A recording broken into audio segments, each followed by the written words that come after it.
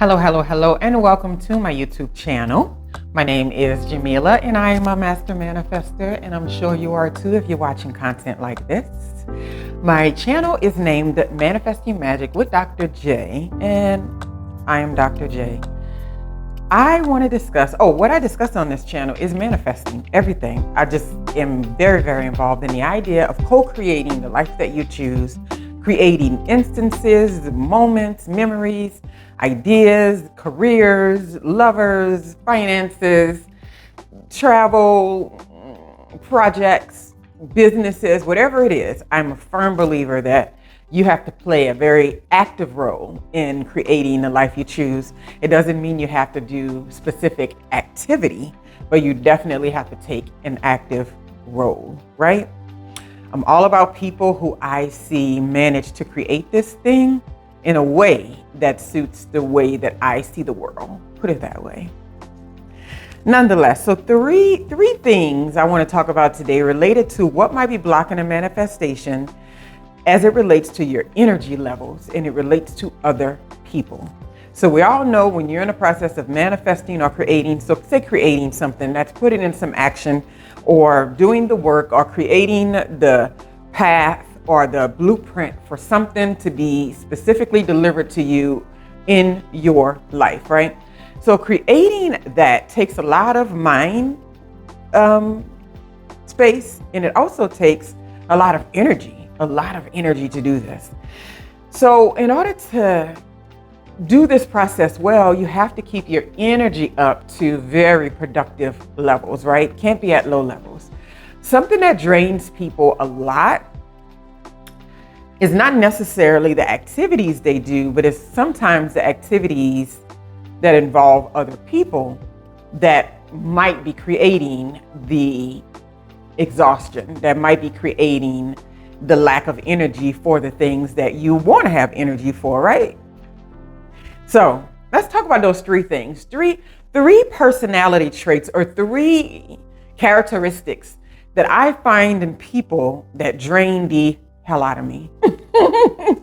Just FYI. So this is very, very common. Some of these behaviors. Number one is the dumping and the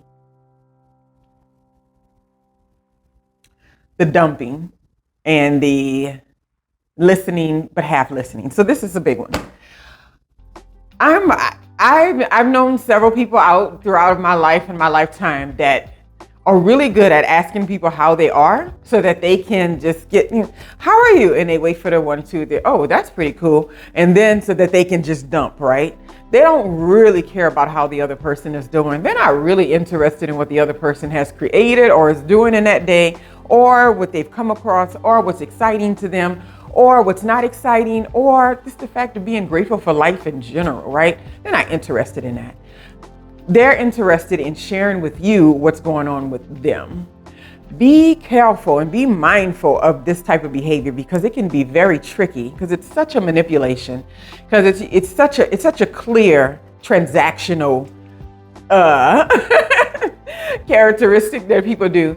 It's so clear. It's like, how are you? And it's like, fine. Oh wait, how was your day? Good. Okay. Well, let me tell you what happened to my day. And you weren't remotely, you could have just led with your day and then I know what I'm dealing with, but don't trick me into thinking that you do care because you do this action, but you really don't, right? So keep that in mind. That type of person can be very draining. It's draining because it's not reciprocal. It's draining because you're talking to a person or dealing with a person who don't have the capacity to even care that much about what anybody else is doing besides themselves, which is perfectly fine. But just know that when you're dealing with that type of personality, you will feel drained after conversations because they're not about you. They're all about extracting the energy from you for the other person so they can feel better, right? Which brings me to my next one, right? Actually, it doesn't bring me to my next one. It brings me to this one, but then the final one will be tying all three together. So this brings me to the next one anyway. People drain you also too, or you have issues with your energy levels when you deal with people who are not supportive of parts of you that are important to you. So this is a common parent-child thing I know a lot of people deal with. I've talked to adults over the years where they've had a hard time getting their parents to support something that they were really, really into, something that they loved, because the parents saw that the kid should be focused on something else. And so they didn't support anything behind them whatsoever in that one area. I'm that opposite kind of parent that's just like, oh, you like that? And I'll go running in that direction. Oh, you like that? And I'm so happy that I have, because parenting in that way, I've allowed my daughters to kind of open up their minds to what do they want to get into and what do they want to do. So everything that they've been heavily involved in that they keep as a part of their lives is always something that they have pushed to the next level. It's never been something that I was like, you should be doing this, right? So you have to keep that in mind. Are people supporting you for the talents and the things that you care about in your life, right? Because a lot of times people can come around and go on and on about something that you don't care about, but what you do care about, those important things to you, they don't give the support. They don't give the validation. They don't give the reciprocal feedback. And you're just like, well, that's what's important to me. This other stuff, I don't care anything about. So you have to remember that you can also feel drained, or your energy levels can also drop when you are in a place where you are not being supported for the things about yourself that you naturally feel good about and you naturally do well anyway, right? So just keep that in mind. It can feel very, you can feel invisible and you can feel ignored if that is the case, right? And the third one is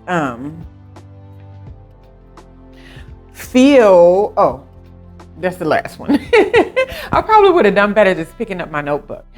So that kind of bridges the gap between the first two, right? So just the idea that you're running into people who may be not interested in you and not be reciprocal. And then the second part is not necessarily supporting the talents and the things about yourself that you love. And then the third one is, how do you feel when you walk away from an interaction with this person? It's as simple as that. So sometimes we don't realize that this draining of energy, and this common term people use all the time, energy vampires, but this draining of energy that's happening is primarily because we just don't feel good after having a conversation with this person. And it can be for so many different reasons, but whatever it is, when you walk away from having a conversation with someone, the goal should be, then this conversation lifted me higher. This conversation brought me higher. This conversation focused on my talents, my abilities, and it made me feel good about myself. There's something to be said about people who are able to make others feel good about themselves and where they're at. I've had a couple of supervisors who were like that over the years. It's not a very common quality, but it's something that I am deeply instilling in myself now, looking into being better at that. Is like, how do I make people feel better when they're talking to me? How do I make them feel good when they're around me? And it's not about making or forcing, it's just knowing that, it's very important that if you're interacting with a lot of folks, you're interacting with people on a regular basis, sometimes you just drain and tired all the way through. But if you can start putting your attention on areas where you're looking this way and you're just like, I felt like that after having this interaction. I felt like that after this. I felt like that after this. And I feel like this after that. Then you know exactly where your energy is being drained, and you know exactly where your energy is being maintained, and you know exactly where your energy is being amplified, right? It's being expanded. It's evolving. So the biggest thing to do to get back those energy levels that are needed in order to attract the things in your life that you choose is to make sure that you're being surrounded and you're in environments that are beneficial to that goal, that are beneficial to that next step, that next level, right? Because if you're spending time with people who dump on you and who don't really care about what you have going on, or you're spending time with people who are not supportive of the talents and abilities that you have, or kind of ignore them and it's important to you, or ignore things that are interesting that you do, or doesn't fully, give props to, it's like, dang, that's cool as hell that you did that, or whatever. People that ignore those you want to Because the reason why, it's because they've allowed their discomfort or their lack of ability to support others. Instead of diving into why they can't do that, what they'll do is just ignore it. And then you're on your end thinking, well, I must not be doing anything that's even worth mentioning because this person isn't validating it, they're not saying it. No, it has nothing to do with you. You're doing great. And validation is a great thing, especially when it's not something that you're forcing people to do. The problem comes in when you're dealing with people who don't know how to give of themselves to others on a regular basis. So they're not able to support those things related to your gifts and talents because they're not really digging that deep into who you are as a person. They're only thinking about how your purpose serves, what purpose you serve in their life and in their space. So you may be drained if people are dumping on you and they're not allowing you to dump on them, because it should be reciprocal. If you are not being supported for the talents and abilities about yourself that you love. And then the last one, you don't feel good after talking to them. This could be for a myriad of reasons. This could be for a lot of things. But there's something about the interaction and the conversation that's really a downer when you communicate and interact with them. And I've ran into this issue several times in my life. And this is the interesting part. It's been at several different times with different people, right?